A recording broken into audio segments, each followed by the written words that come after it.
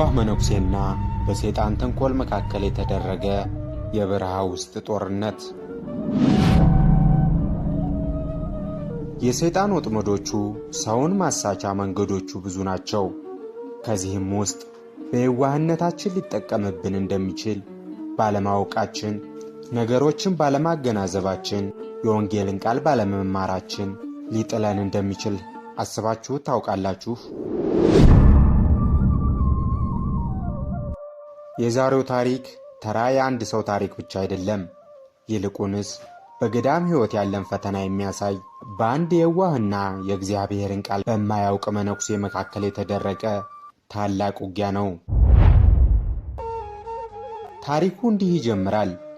በ4ኛው መቶ ክፍለ ዘመን በግብፅ ሀገር ሲሃት በተባለ ገዳም ውስጥ በዚያ ገዳም በብሕትውና ሕይወት የሚኖሩ አራዊት የሚገዙላቸው፣ ልብስ ያልነበራቸው፣ ሰውነታቸውን በቅጠል የሚሸፍኑ የገነት አትክልት ስፍራን በዓይናቸው እስከ ማየት የደረሱ በብቃት ላይ የነበሩ አንድ መነኩሴ ነበሩ። በእንደዚህ ያለ ሕይወት ሳሉ አንድ ቀን የለፉበትን ዋጋ የሚያሳጣ፣ የገነቡትን የሚያፈርስ፣ የካቡትን የሚንድ ክፉ ሰይጣን አንድ አረጋዊ መነኩሴ መስሎ ቀረባቸው። ከዚህ በኋላ የእግዚአብሔርን ቃል የሚያውቁት በየዋህነት ብቻ ፈጣሪያቸውን ያመልኩ የነበሩት አባት ምን ገጠማቸው? ሰይጣንስ በመነኩሴው ላይ ምን አደረገባቸው?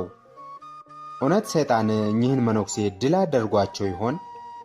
ደጉ አባት ሰይጣንን ወደ በዓታቸው ካስገቡት በኋላስ ምን ተፈጠረ?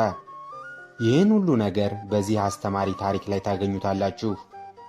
ይህ በሰው ልጆችና የእግዚአብሔርን ቃል ባልተማረ፣ የመጽሐፍ ቅዱስን ቃል ባልመረመረ መነኩሴ መካከል የተፈጠረ አንድ የገዳም ውስጥ ታሪክ ነው።